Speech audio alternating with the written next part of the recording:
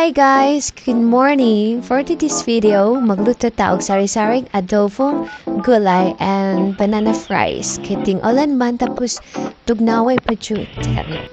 O karon guys, mga tumi sa bukid kay magbanding-banding tapos biskan kay ulan. Kanwampod kay nahuman na ang semester. So, magbani-bani sa misato, misa may bukid, nagluto-luto. So, nakaagim yan ng grabe kay kalap jud. Siyempre, pag mato ka sa bukid, ningagi ko yan ng grabe jud kalap po. Biskan og nangahatak na sa kanan, sige kayod gihapon.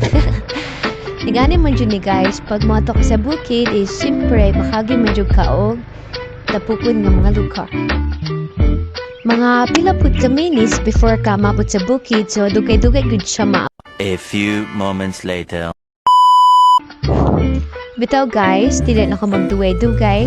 Dili pareha na yung relasyon, wala nagdugay. Charis! Bitaw, ako nang gisugdan og hiwa, then pagpanit sa mga gulay, which is talong and kalabasa. Ginagagmay na ako siya hiwa kay tungod para daghan siya tan-awon kay mao man pud na sa akong sa amuang palibot diri sa bukid, talong and kalabasa lang. Kay tingtog naman, so magulay sa aita diri sa bukid kaya parang sarap po tagakaog gulay.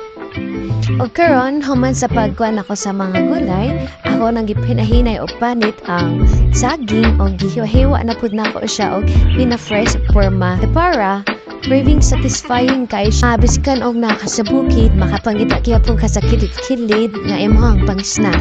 Ako na dayong gisunod o pagluto ang mga gulay, tapos akong gipangkuan ang mga lamas, then gipasukay-sukay na ako, ginatimplahan na ako siya.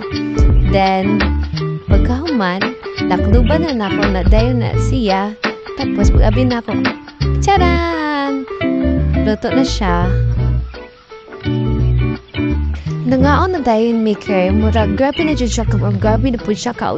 Enjoy na ang pagkaon labi na bukid. Thank you Lord for the blessing. So, ang dili na po ta magtukay, magluta o gulaman. Then, ato na po na siyang ipagahion para mas light na to siya pa-square.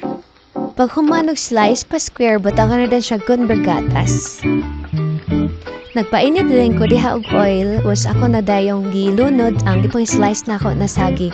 So before siya ilunod is imo jung siguraduhon niya pulo dihang ang oil or edit kayo. So ako na din na siyang gisugkay, kay na ako na siya.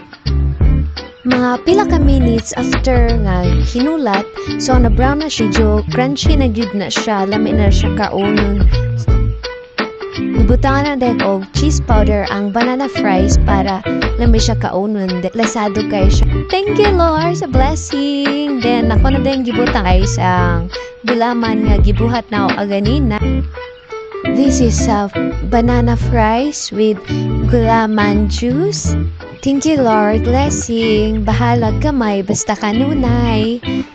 Lamig gyud sa pamilya ko nakalaag ka sa bukid, makauna ka sa mga problema sa mga trials nga kinabuhi.